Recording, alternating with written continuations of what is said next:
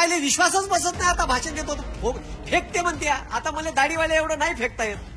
राहिली होती वाकून. What is this is a लिंबू न मिरच्या. How does it works. कसं काम करते हे. नाही if the bomb coming on Pakistan they लिंबू मिरच्या पाहिजे ना बॉम्ब वापस जाईल. असं होईल का. अरे अमेरिकेच्या राष्ट्राध्यक्ष डोनाल्ड ट्रम्प यांच्या पत्नी दिल्लीला आल्या होत्या आणि त्या पंतप्रधानाले दाढीवाल्याले वारंवार आग्रह करून राहिल्या होत्या का आम्हाला. आज कर्जत जामखेड येथे रोहित पवारांनी जिल्हा परिषद शाळेसाठी बांधलेल्या इमारतीचा लोकार्पण समारंभ पार पडला. यावेळी या कार्यक्रमाला रोहित पवार आणि महाराष्ट्रात गाजलेले कराळे मास्तर आणि दिल्लीचे शिक्षक मंत्री मनोज सिसोदिया यांची उपस्थिती होती. लगेच कराळे मास्तर भाषण करण्यासाठी उठले आणि त्यांनी भाषण सुरू केलं आणि मोदीला झोडपून काढलं. हा चोट्टा दाढीवाला अनपढ 10वी फेल झाला असं कराळे मास्तरांनी म्हणताच रोहित पवार आणि दिल्लीचे शिक्षक मंत्री हे लोटपोट होऊन हसू लागले. चला तर बघूया कराळे मास्तरांचं संपूर्ण भाषण. ज्ञान होते लावले मी त्याचं ऐकत नाही.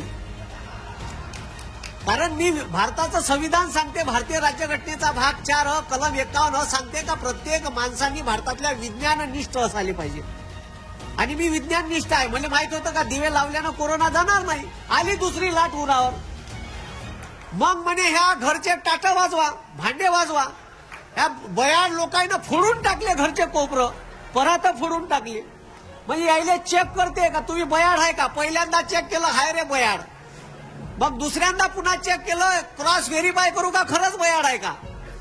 तर त्यानं क्रॉस व्हेरीफाय करून पाहिलं का भारतातले लोक बयाड आहे का.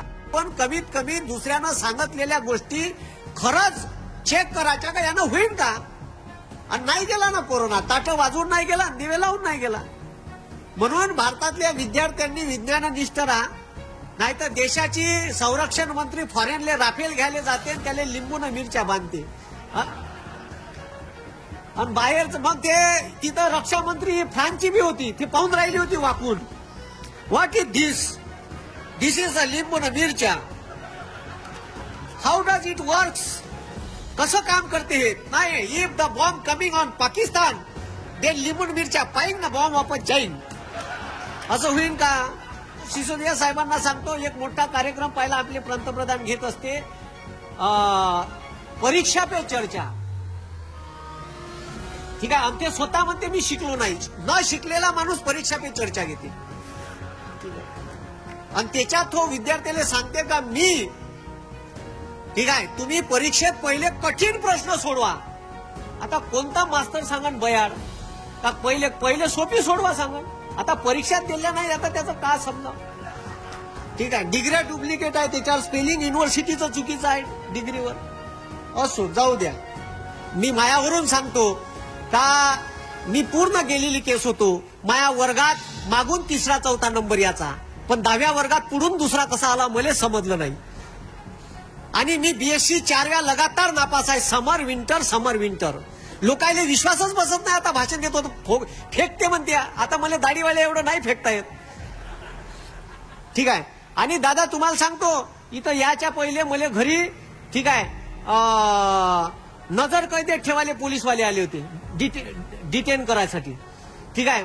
आता तिथं नरेंद्र मोदीच्या सभेसाठी मुरम आणून राहिले होते अवैध. त्याचे 250 ट्रक अडवले मी 8 दिवसाच्या अगोदर.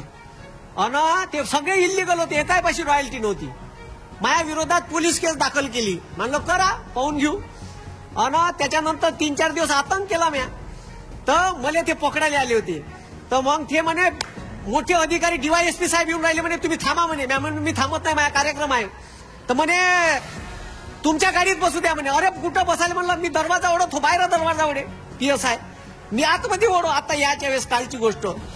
तर म्हणे बसा म्हणे एक तर मला येऊ द्या. म्हणलं घेऊ नका आम्हाला जायचं आहे. म्हणलं घेरे म्हणले आले आतमध्ये. त्याला टाकला आतमध्ये दाबला मधात PSIले. आणि जे गाडी सनसन पजावली त्याला वाटले एकटे नेऊन कुठं नेते कुठं नाही. हे झाले 5-6 जण आहे. ठीक आहे. मधात मग त्याचं का झालं का नाही तो म्हणे उतरून द्यावा म्हणे. त्याला उतरून दिला आम्ही. म्हणलं वा उतर तू. ठीक आहे. अरे कुठं जाणार आहे म्हणलं. ठीक आहे. एवढी सिक्युरिटी आहे तुम्ही 8-9-10 हजार पोलीसवाले ठेवले आहे तिथं मी का करणार आहे. आणि तुम्ही खरंच मोदीच्या सभेत मला आतमध्ये जाऊ द्या का म्हणलं हाय का नाही. आता म्हणून मग मी तिथून पळत आलो. तर जे काही होते ते चांगल्यासाठी होते एवढं लक्षात ठेवा. तर कराळे मास्तरांच्या प्रतिक्रियेवर तुम्हाला काय वाटतं ते आपल्या कमेंट बॉक्समध्ये लिहायला अजिबात विसरू नका. आणि असेच नवीन व्हिडिओ पाहत राहण्यासाठी आपल्या चॅनलवर जर नवीन असाल तर आपल्या चॅनलला सबस्क्राईब करा. धन्यवाद.